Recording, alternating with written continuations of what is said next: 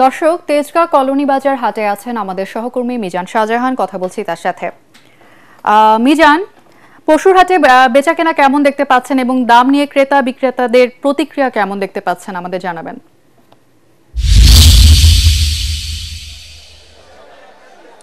তনুজা, আপনাকে ধন্যবাদ।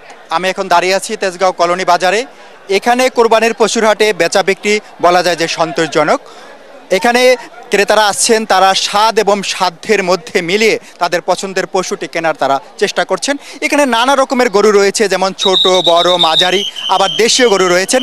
দেশীয় গরু দেখতে ছোট হলেও মাংস স্বাদ বেশি হয়, এটা দামও বেশি। তবে আমরা যেটুকু ঘুরে দেখেছি যে এখানে প্রচুর পরিমাণে গরু বিক্রি হচ্ছে এবং অনেকেই আগামীকালের জন্য আর ঝুঁকি নিতে চাচ্ছেন না। তারা আজকে রাতের মধ্যেই কোরবানির পশুটি কিনে ফেলার চেষ্টা করছেন। এবং আপনাকে যদি বলি যে কোন ধরনের গরু সবচেয়ে বেশি বিক্রি হয়, তাহলে বলা যায় যে 1 থেকে 1.5 লাখ টাকার মধ্যেও সর্বোচ্চ 1,80,000-এর মধ্যে যে মাঝারি আকারের গরুগুলো রয়েছে, এই গরুগুলি এখানে বেশি বিক্রি হচ্ছে। তারপরে তনুজা, আমি এই হাটের ইজারাদারের সাথে কথা বলার চেষ্টা করব যে এখানে আচ্ছা, আপনি এখানে হাটে আপনারা কি ধরনের সাড়া পাচ্ছেন বেচা বিক্রি? ধন্যবাদ এটিএন বাংলা। আপনারা দেখছেন যে কোরবানির ঈদ উপলক্ষে ঢাকা পলিটেকনিক ইনস্টিটিউট মাঠ সংলগ্ন এই পশুর হাটটি ব্যাপকভাবে জমে উঠেছে। এই পশুর হাট এবার 13তম পশুর হাট। এমন সারা এই 13 বছরে এই পশুর হাটে ঘটেনি।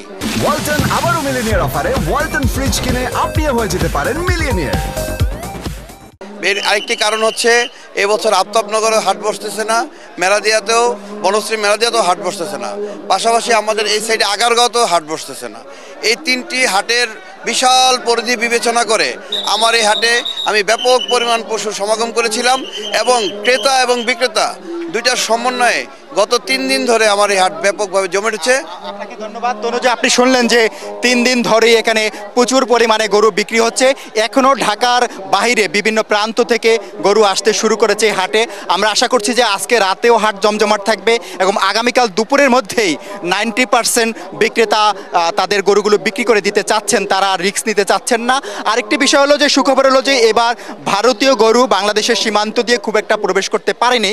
এই কারণে দেশীয় গরু যারা লালন পালন করেছেন, আমাদের দেশীয় খামারিরা লাভবান হবেন এমনটা তারা আশা করছেন। তবে আমরা খোঁজ নিয়ে একটি বিষয় তনুজা জানতে পেরেছি যে গতবারের তুলনায় এবার গরুর দাম 20 থেকে 30% কম।